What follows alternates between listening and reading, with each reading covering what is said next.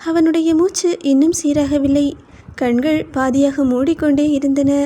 உதடுகள் ஏதோ சொல்ல துடித்தன. ஆனால் சத்தம் மட்டும் வரவில்லை. வைஷ்ணவியின் பதற்றம் ஒவ்வொரு நொடியும் அதிகரித்து கொண்டே போனது. விஷ்ணு, விஷ்ணு, உனக்கு என்ன ஆச்சு? எனக்கு பயமாக இருக்குது. இப்படி பண்ணாத.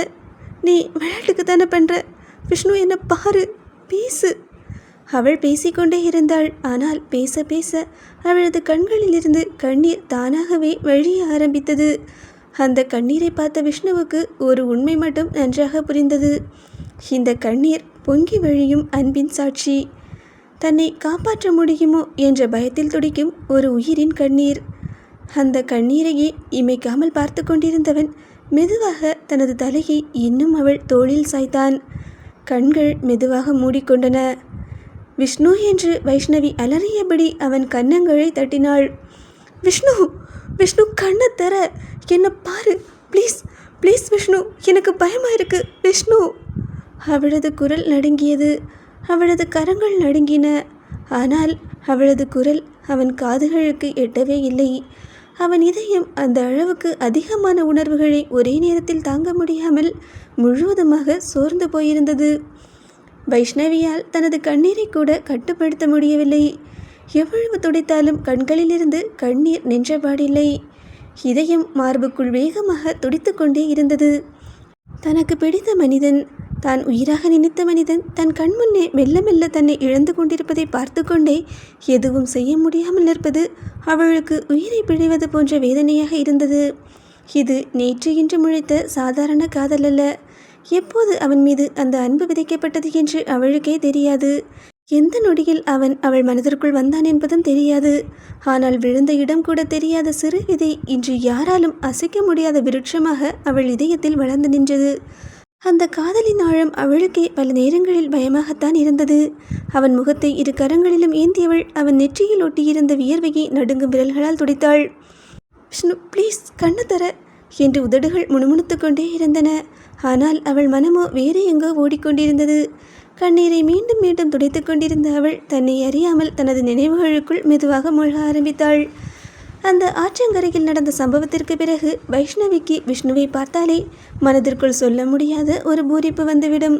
பள்ளி வளாகத்தில் அவன் எங்காவது நடந்து சென்றாலும் யாருக்காவது உதவி செய்தாலும் தொலைவில் நின்று அவனை பார்ப்பதே அவளுக்கு ஒரு சந்தோஷமாக மாறியிருந்தது. அந்த வயதில் அந்த உணர்விற்கு பெயர் தெரியாது. ஆனால் விஷ்ணு நல்லவன் என்பதில் மட்டும் அவளுக்கு அசைக்க முடியாத நம்பிக்கை இருந்தது.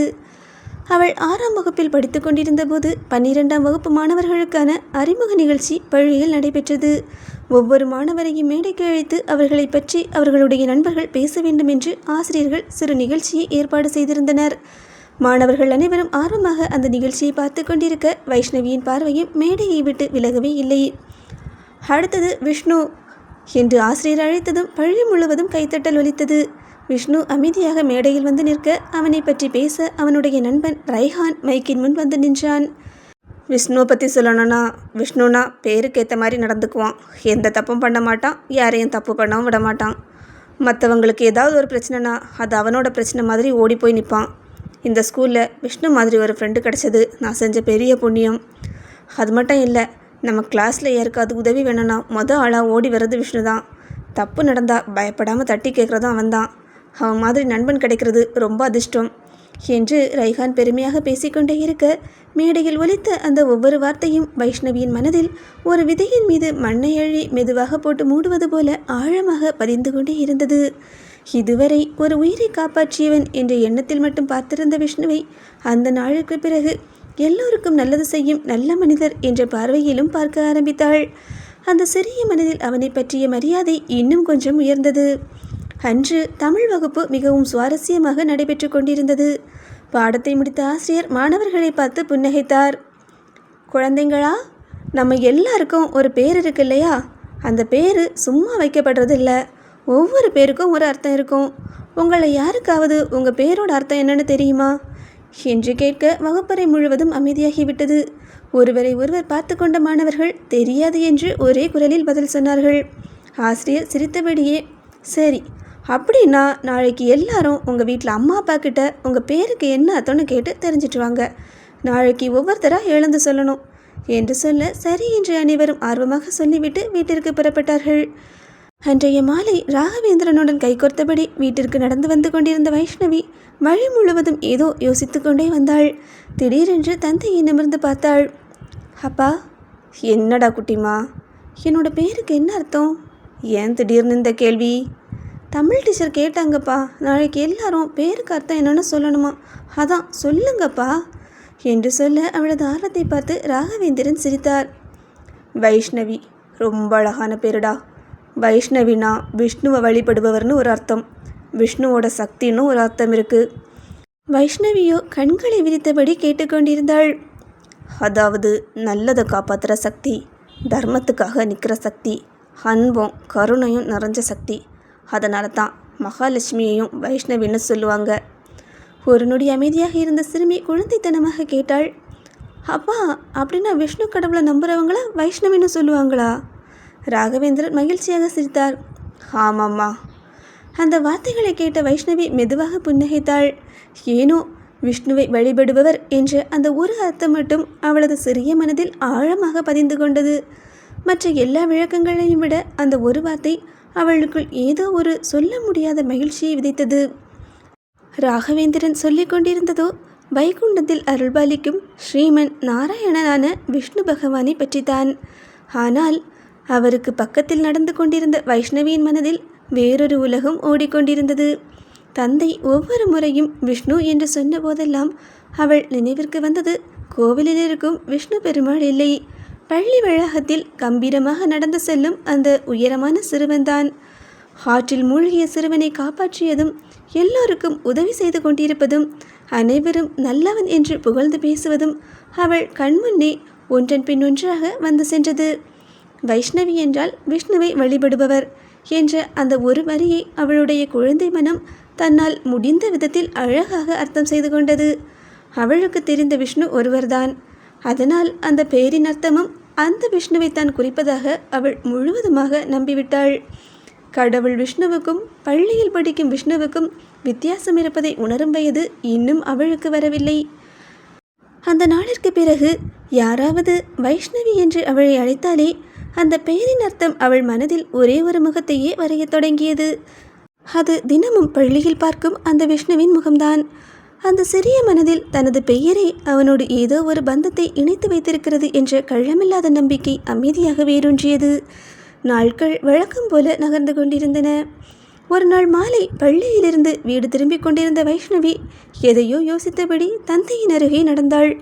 திடீரென்று ஏதோ நினைவுக்கு வருவது போல சும்மா பேசுவது போல கேட்டாள். அப்பா, அந்த விஷ்ணுவை பற்றி எனக்கு கொஞ்சம் சொல்லுங்கப்பா. மகள் கேட்ட விஷ்ணு யார் என்பதை அறியாத ராகவேந்திரன் முகம் மலர்ந்தது. விஷ்ணுவை பற்றி கேட்குறியாடா? அவரை மாதிரி நல்லவர் யாருமே இருக்க முடியாதுமா. பொறுமைக்கு எடுத்துக்காட்டு, கருணைக்கு மறுபெயர். யாரை வேணுனாலும் காப்பாற்றுவார், யாரையும் கைவிட மாட்டார், நல்லவங்களை எப்போவுமே பாதுகாப்பார் என்று பக்தி பரவசமாக சொல்ல ஆரம்பித்தார். ஆனால் அவர் சொல்லும் ஒவ்வொரு வர்ணனையும் வைஷ்ணவியின் மனதில் வேறு ஒருவரின் முகத்தை நினைவுபடுத்தி கொண்டே இருந்தது. ஆமாம், அந்த பையனை காப்பாற்றினாரு, எல்லாருக்கும் உதவி பண்ணுவார் என்று மனதிற்குள் அமைதியாக தலையாட்டி கொண்டாள். அட, அப்பாவுக்கு கூட நம்ம விஷ்ணுவை பற்றி இவ்வளவு தெரியுமா என்று மனதிற்குள் வியந்தாள். பாவம் ராகவேந்திரன். அவர் புகழ்ந்தது பரமபதத்தில் இருக்கும் விஷ்ணு பகவானை. ஆனால் அவரது மகளோ பள்ளியில் 12ஆம் வகுப்பில் படிக்கும் விஷ்ணுவுக்கு மனதிற்குள் ஒவ்வொரு புகழுரையையும் சேர்த்து கொண்டிருந்தாள். ஒருவர் பக்தியோடு கடவுளை புகழ்ந்து கொண்டிருக்க, மற்றொருத்தியோ அதே புகழுரைகள் எல்லாம் நம்ம விஷ்ணுவுக்குத்தான் என்று மனக்கணக்கு போட்டு கொண்டிருந்தாள். அது காதல் அல்ல, ஒரு குழந்தையின் அறியாமை. ஆனால் அந்த அறியாமைதான் காலம் செல்ல செல்ல அவளுக்கே தெரியாமல் அழியாத ஒரு பந்தமாக மாறப்போகின்றது. ஒரு நாள் பள்ளியில் 6ஆம் வகுப்பு முதல் 8ஆம் வகுப்பு வரை உள்ள மாணவர்களுக்காக மேல் மாடியில் இருந்த மல்டிமீடியா அறையில் கல்வி தொடர்பான ப்ரொஜெக்டர் நிகழ்ச்சி ஏற்பாடு செய்யப்பட்டிருந்தது. படம் முடிந்ததும் ஆசிரியர் ஒவ்வொரு வகுப்பாக மாணவர்களை கீழே அனுப்ப ஆரம்பித்தனர். ஆனால் குழந்தைகள் சிரித்து கொண்டும் பேசிக்கொண்டும் ஒருவரை ஒருவர் தள்ளிக்கொண்டும் படிக்கட்டில் இறங்கிக் கொண்டிருந்தனர். அதே நேரத்தில் எதிர்ப்புற கட்டிடத்தில் இருந்த 12ஆம் வகுப்பில் பாடம் நடைபெற்று கொண்டிருந்தது. வகுப்பறை ஜன்னல் வழியாக அந்த படிக்கட்டு தெளிவாக தெரியும். தோழிகளுடன் பேசிக்கொண்டே இறங்கிய வைஷ்ணவி எதிர்பாராத விதமாக கால் தவறி சமநிலையை இழந்தாள். பிடிக்க கைப்பிடியை தேடிய அவளது விரல்கள் வெறும் காற்றைத்தான் தொட்டன. அடுத்த நொடியே படிக்கட்டுகளில் உருண்டபடி கீழே செல்ல ஆரம்பித்தாள் அவள்.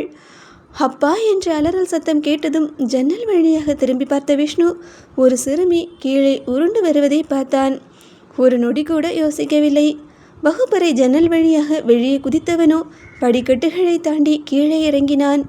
கீழே இருந்த சுவரின் ஓரத்தில் அவள் மோதிவிடப் போன அந்த கடைசி நொடியில் விஷ்ணு முன்னால் பாய்ந்து இரு கைகளையும் நீட்டினான். உருண்டு வந்த வைஷ்ணவியின் உடல் முழுவதும் அவன் கரங்களில் வந்து விழுந்தது. அவளை தாங்கிய வேகம் அதிகமாக இருந்ததால் விஷ்ணுவே பின்னால் தடுமாறினான். இருந்தாலும் அவளை விட்டுவிடவில்லை. தன் உடலை திருப்பி சுவரில் அவனே மோதிக்கொண்டு அவளை பாதுகாப்பாக தன் கரங்களுக்குள் இறுக்கமாக தாங்கிக் கொண்டான். வைஷ்ணவிக்கோ நெற்றியில் லேசான காயம் ஏற்பட்டிருந்தது. இரத்தம் மெதுவாக வழிய ஆரம்பித்தது. விஷ்ணுவோ உடனே தன் கைக்குட்டையை எடுத்து காயத்தின் மீது அழுத்தி பிடித்தான்.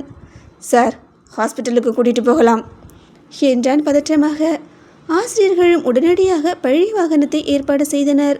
பள்ளி நிர்வாகம் அவளது வீட்டிற்கும் தகவல் தெரிவித்தது. மருத்துவமனைக்கு செல்லும் வரை அவளது நெற்றியில் இருந்த கைக்குட்டையை விஷ்ணு எடுக்கவே இல்லை. சிறிது நேரத்தில் பதறியபடி ராகவேந்திரன் மருத்துவமனைக்கு வந்து சேர்ந்தார். மருத்துவரோ காயத்தை பரிசோதித்து சுத்தம் செய்து கட்டு போட்டார்.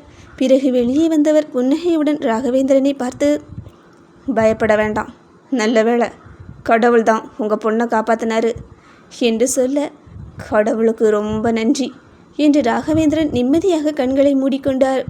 படுக்கையில் அமைதியாக படுத்திருந்த வைஷ்ணவியோ மருத்துவர் சொன்ன ஒவ்வொரு வார்த்தையையும் தெளிவாக கேட்டுக்கொண்டிருந்தாள். கடவுள்தான் காப்பாத்தினாரு என்ற அந்த ஒரு வார்த்தை அவள் மனதில் மீண்டும் மீண்டும் ஒலித்தது.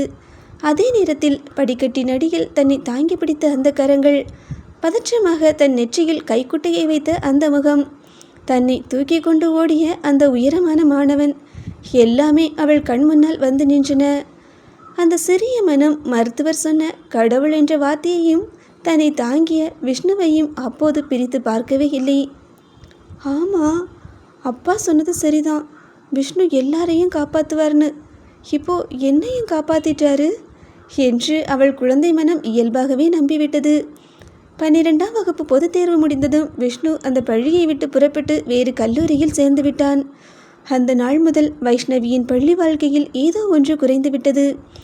முன்பெல்லாம் இடைவேளை வந்தாலோ, மைதானத்தில் விளையாடும் நேரமோ, காலையில் பள்ளிக்கு வரும்போதோ எங்காவது ஒரு மூலையில் விஷ்ணுவின் முகம் தெரிந்துவிடும்.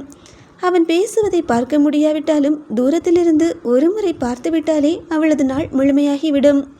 ஆனால் இப்போது அவன் இல்லாத அந்த பள்ளி அதே கட்டிடங்களோடு இருந்தாலும் ஏனோ வெறுமையாகவே தோன்றியது. ஒவ்வொரு நாளும் பள்ளிக்கு செல்லும்போது அவளது கண்கள் பழக்கப்படி அவனை தேடும். அடுத்த நொடியே இனி அவன் அங்கே இருக்க மாட்டான் என்ற உண்மை அவளை அமைதியாக காயப்படுத்தும். அந்த ஏக்கத்தை அவளால் மறைக்க முடியவில்லை. தினமும் வீட்டிற்கு வந்ததும் சோர்வாக அமர்ந்து விடுவாள். சில நேரங்களில் காரணமே இல்லாமல் கண்கள் கலங்கிவிடும்.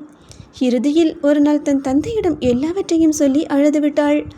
அவள் சொன்ன ஒவ்வொரு வார்த்தையையும் கேட்ட ராகவேந்திரன் மனதில் கடந்த 2 வருடங்களில் நடந்த சம்பவங்கள் அனைத்தும் ஒன்றின் பின் ஒன்றாக இணைந்து நின்றன. ஆற்றில் விழுந்த சிறுவனை காப்பாற்றிய பையன், பள்ளியில் எல்லோரும் புகழ்ந்து பேசிய மாணவன், விஷ்ணு என்ற பெயர், தான் கூறிய விஷ்ணுவை நினைத்து கொண்டே இரு என்ற அறிவுரை, மருத்துவர் சொன்ன கடவுள்தான் காப்பாற்றினார் என்ற வார்த்தை, இவை அனைத்தையும் தனது மகள் ஒன்றாக இணைத்து புரிந்து கொண்டிருக்கிறாள் என்பதை அப்போதுதான் அவர் முழுமையாக உணர்ந்தார். தவறு அவளுடையதல்ல, தான் தெளிவாக சொல்லவில்லை என்று தன்னைத்தானே குற்றம் சாட்டிக்கொண்டார். அதன் பிறகு விஷ்ணு பகவானை பற்றிய புராண நூல்கள், சிறுவர் கதைகள், படங்களுடன் கூடிய புத்தகங்கள் என்று பலவற்றை வாங்கி வந்து பொறுமையாக அவளுக்கு விளக்க ஆரம்பித்தார். வைஷ்ணவி, அந்த விஷ்ணு வேறம்மா, அவர் கடவுள். ஆனால் உன்னை காப்பாற்றின அந்த பையன் வேற. அவன் நம்மளை போல சாதாரண மனுஷன்தான், ஆனால் நல்ல மனசு இருக்கிற மனுஷன்.